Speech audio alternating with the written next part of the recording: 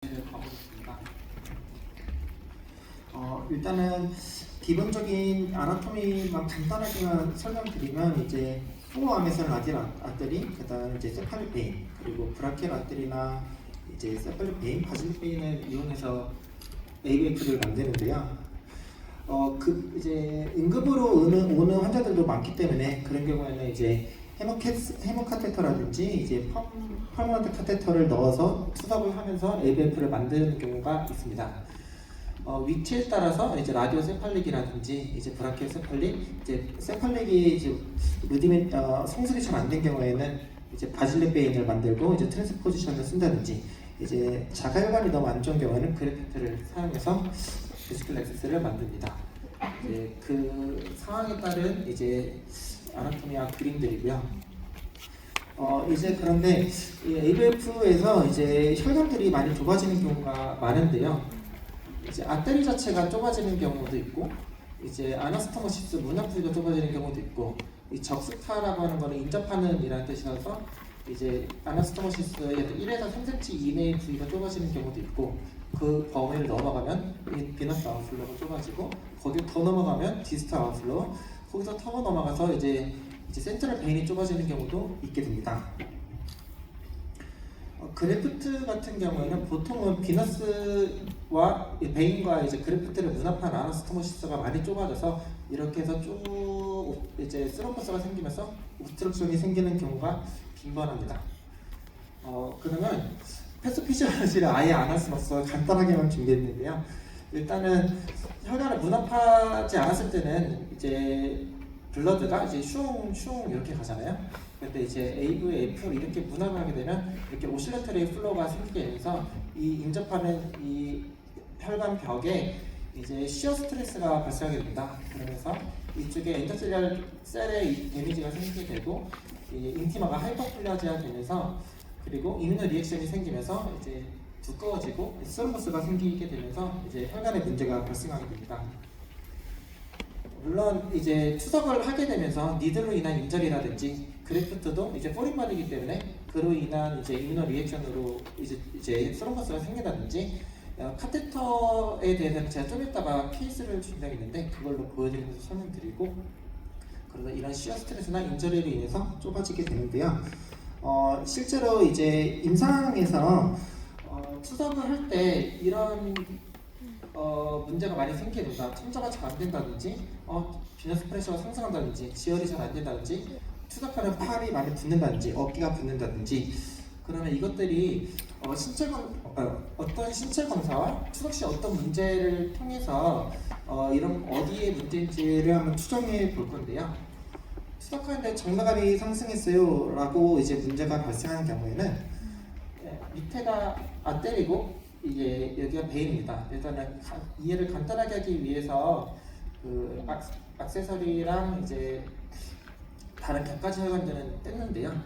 만약에 이 디스탈 플로우가 좁아진 경우에 이제 베인 이제 투석기 니들에서 이제 하나, 두 개를 넣었고, 이제 여과를 거친 혈액이 이렇게 들어올 때 이 플로우 쪽이 디스탈 쪽이 좁아진 경우에는 이쪽으로 피가 슝슝 잘 가야 되는데 잘 가지 못하기 때문에 이쪽에 압력이 상승해서 정맥압이 상승하는 겁니다.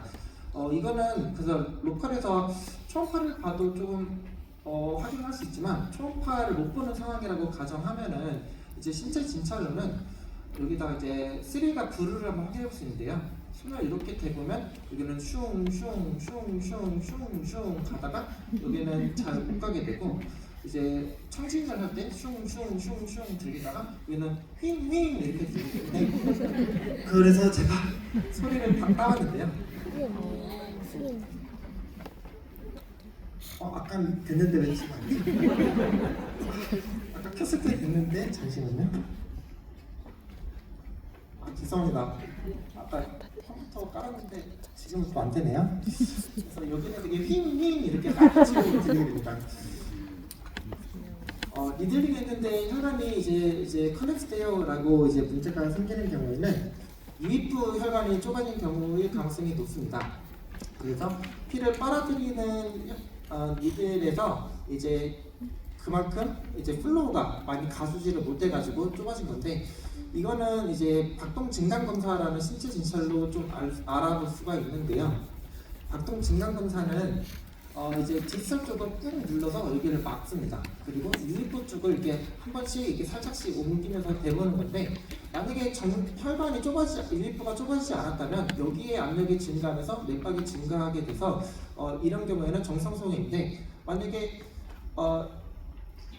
눌렀는데 맥박도 증가하지 않고 압력도 증가하지 않으면 유입부가 좁아져서 이제 플로우가 많이 가지 못해서 그런 거라, 이걸로 이제 인플루어 스테노시스가 있는지를 조금 추정할 수 있는데, 근데 솔직히 실제로 해봤을 때는 이거는 그렇게 스페시픽하지는 않았습니다. 투석 후에 지혈이 잘 안 돼요, 혹은 이제 투석하는 쪽 팔이 많이 부어요 라고 이제 분석가 되면 아까랑 그림은 똑같은데요. 사실은 격가지혈관들이 사실은 되게 많습니다. 그래서 더 센트럴 베인 쪽, 이제 세팔릭 아치라든지 이런 쪽이 많이 좁아졌을 때 발생할 수가 있는데요. AV 그래프트는 이제 인조혈관이니까 이제 확 쭈그러들지가 않아서 확인이 어렵지만, 이제 거상 검사를 통해서 이제 이거를 많이 이제 프록시말 쪽이 좁아져 있는 거를 추측해 볼 수가 있는데요. 만약에 정상 소견이라면 이게 팔을 들었을 때 이제 중력이 작용하면서 베인 쪽 혈관이 아래쪽으로 내려오면서 이제 이 늘어났던 이제 AVF의 베인 혈관들이 슈링퀴즈하게 돼서 이렇게 정상 소견처럼 보이는데, 만약에 이제 아래쪽이 디스탈 쪽이 많이 막혔으면 베인 쪽이 중력으로 내려가지를 못하고 이게 디스텐션 상태로 이제 보이게 됩니다. 물론 꽉 막히면은 당연히 그렇고 천천히 줄어들긴 하는데 정상일 때에 비해서 줄어드는 슈링키지가 되는 속도가 현저히 늦어져서 이런 경우에는 아웃플로우의 스테노시스가 있겠구나 라고 조금 추정을 해볼 수가 있겠습니다. 그래서 이 세팔릭 아치, 이제 서브클레비언 베인, 센트럴 베인의 직전에 있는 세팔릭 베인은 세팔릭 아치라고 하는데요. 그쪽이 좁아지게 되면 이렇게 다른 격가지혈관들로 플로가 증가하면서 그쪽으로의 펄퓨전이 증가하면서 에데마투스하게 변하게 됩니다. 여기가 세팔릭 아치고요. 이거는 제가 충남대병원에서 펠로우 할 때 이제 30대 중반의 남성 환자였는데, 그 환자분은 좀 말을 되게 안 듣는 환자분이었어요. 자기는 신장 이식할 거라서 절대로 AVF를 안 만들겠다. 그래서 AVF를 꼭 만들어야 된다는 여러 가지 이유를 좀 이따가 또 설명드릴 거고, 이 환자에게도 설명을 했었는데 정말 너무 죽어도 안 하겠다 해서 못했었는데, 결국 2년 만에 센트럴 베인 스테노시스가 생겨가지고 이제 엔지오그래피를 할 때 이제 플로가 잘 못 가는 상황이 생겼습니다. 니들링을 했는데 혈전이 빨려 나왔어요. 이거는 당연히 이제 플로가 줄어들면서 이제 아예 혈전이 생겨가지고 오클루전 된 거고, 이런 경우에는 브루도 안 들리고 스릴도 안 느껴지게 되죠. 니들링 했는데 피가 잘 안 들어가요. 이거는 포컬 스테노시스가 있는 부위를 찔렀거나 혹은 미스캐뉼레이션 했을 가능성이 있는데, 이게 포컬 스테노시스가 있는 경우는 니들링을 하는 테크닉이 세 가지가 있습니다. 이제 가장 많이 사용하는 방식은 사실 버튼홀 테크닉이고, 그 다음 로프레이더 패턴이 있고, 그 중간형의 리저널 패턴이 있는데요. 사실 한 군데랑 한 군데 이게 찌르던 데만 찌르면 이제 환자도 거기 피부가 좀 경화되면서 덜 아프고 맨날 찌르던데니까 실패의 가능성도 낮고 덜 아프고 무섭지도 않고 좋아서 많이 하는데, 사실은 인펙션 리스크라든지 어뉴리즘 리스크는 이게 좀 더 높습니다. 그래서 어뉴리즘이 좀 심하거나 이제 뭐 스테노시스가 있어서 있거나 이제 그런 경우는 피부가 너무 안 좋거나 이런 경우에는 그 중간형인 리저널 패턴으로 하는 게 좋고, 사실 이 세 가지 테크닉에 대해서 어느 게 그 혈관의 생존율이 더 좋냐라고 연구를 했을 때는 사실 통계적으로 유의미하게 나온 거는 아직까지는 제가 못 봤는데요.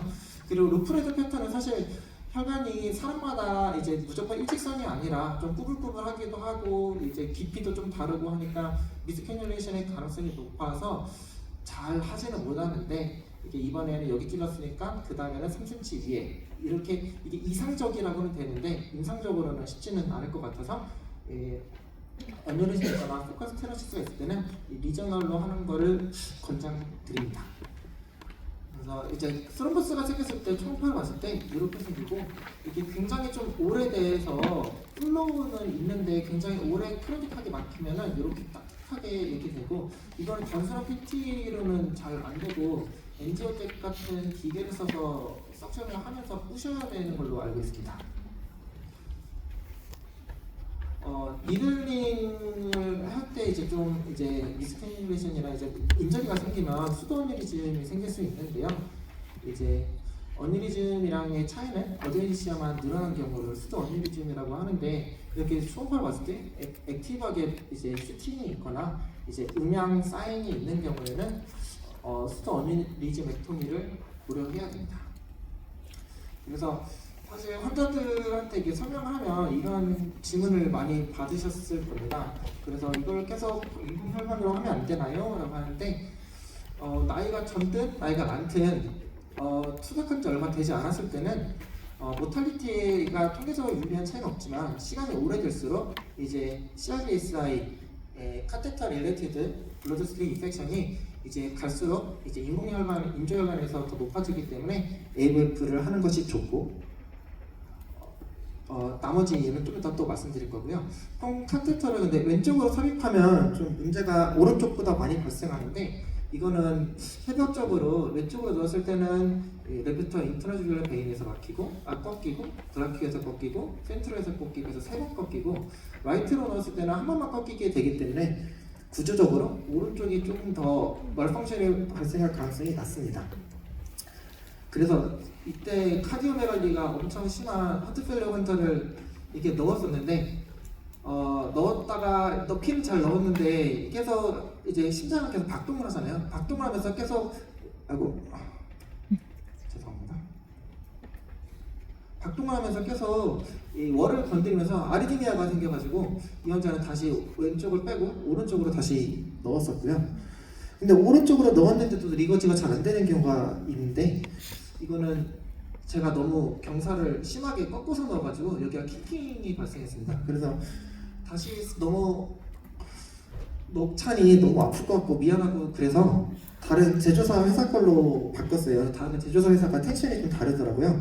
그래가지고 킹킹을 해결했었고 이거는 좀 신기해서 그때 제가 펠로 때 찍었던 사진인데 피브린 카테터로 오래 투석하면 또 안 되는 세 번째 이유입니다.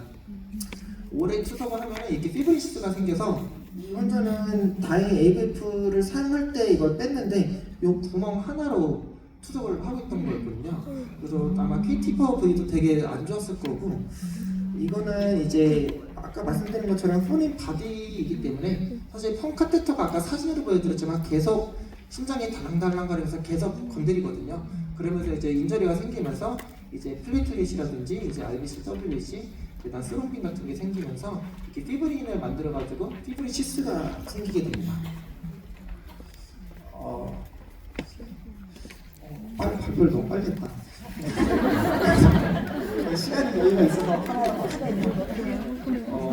원래는 투석 환자에서 니들링을 하는 환자를 챗 GPT로 만들어줘라고 했는데 땀을 뻘뻘 흘리면서 우는 할아버지를 만들어주셔서 젊은 사람으로 당당한 모습으로 다시 만들어줘라고 하니까 이렇게 만들어졌습니다. 그래서 투석 혈관은 투석 환자의 생명선입니다. 그래서 투석 시 이상 소견은 생명선이 보내는 신호고 이 신체 진찰과 임상 소견을 종합해서 투석 혈관 이상을 확인하는 게 중요하겠습니다.